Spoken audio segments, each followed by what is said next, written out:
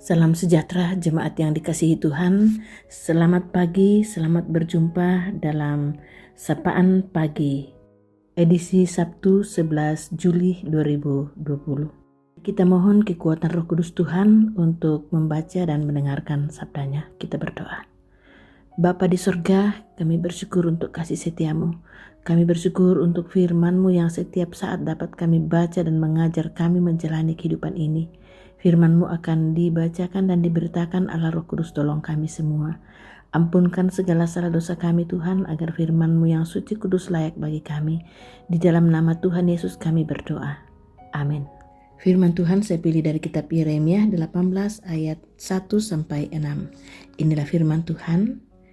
Firman yang datang dari Tuhan kepada Yeremia bunyinya, "Pergilah dengan segera ke rumah tukang periuk. Di sana aku akan memperdengarkan perkataan-perkataanku kepadamu. Lalu pergilah aku ke rumah tukang periuk, dan kebetulan ia sedang bekerja dengan pelarikan. Apabila bejana yang sedang dibuatnya dari tanah liat di tangannya itu rusak, maka tukang periuk itu akan mengerjakannya kembali menjadi bejana lain menurut apa yang baik pada pemandangannya.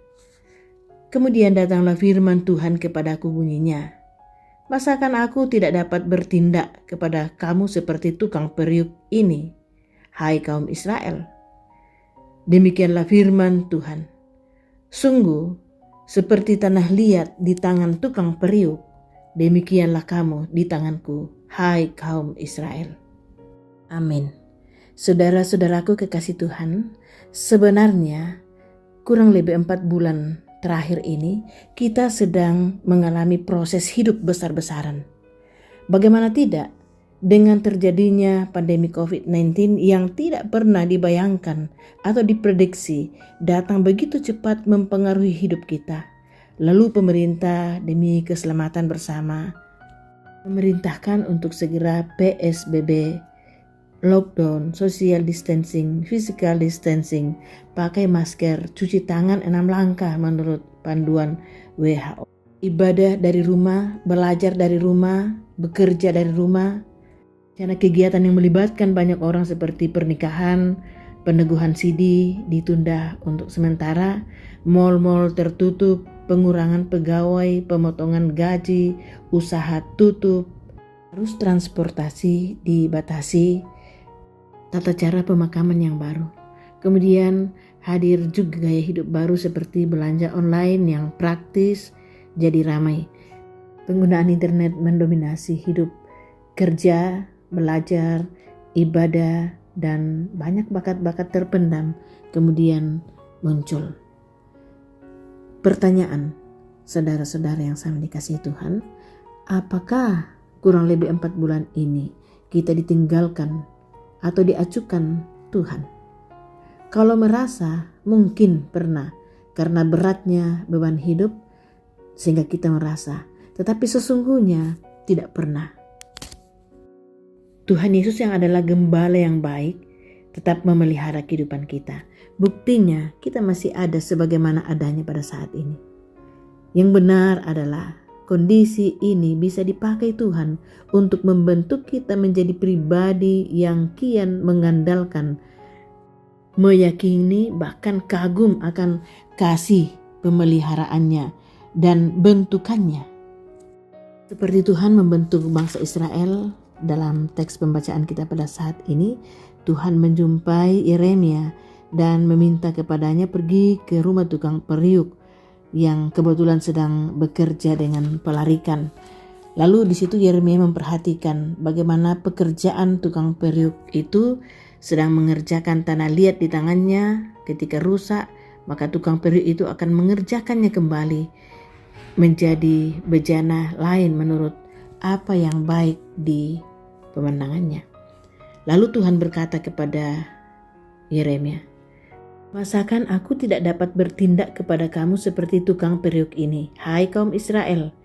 Demikianlah firman Tuhan, sesungguhnya seperti tanah liat di tangan tukang periuk ini, demikianlah kamu di tanganku, hai kaum Israel.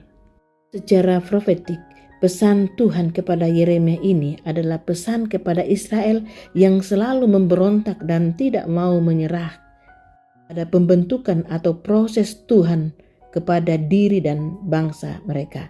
Mereka cenderung melawan dan mengeraskan hati. Saudara-saudaraku yang dikasihi Tuhan, ketika kita dibentuk atau diproses, memang tidak mengenakan. Karena itu kita harus lentur di tangan Tuhan. Supaya kalau rusak dapat diperbaiki menurut kehendaknya atau menurut kehendak Tuhan. Dan kita yakin bahwa kehendak Tuhan itu adalah selalu yang terbaik.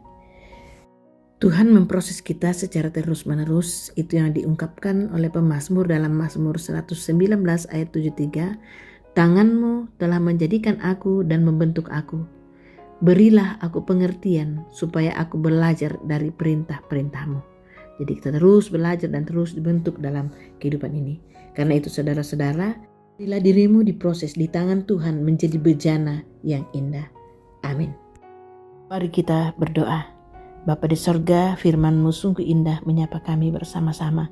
Kami rindu Tuhan seperti tanah liat di tangan-Mu yang Engkau bentuk waktu demi waktu. Kami berdoa untuk semua anak-anak Tuhan dimanapun berada pada saat ini, yang bersuka cita Tuhan Engkau lengkapi sukacita kami, yang berduka cita bergumul Tuhan Engkau menguatkan dan meneguhkan kami. Begitu juga dengan yang sakit Tuhan Engkau meneguhkan iman percaya untuk terus berharap kepadamu.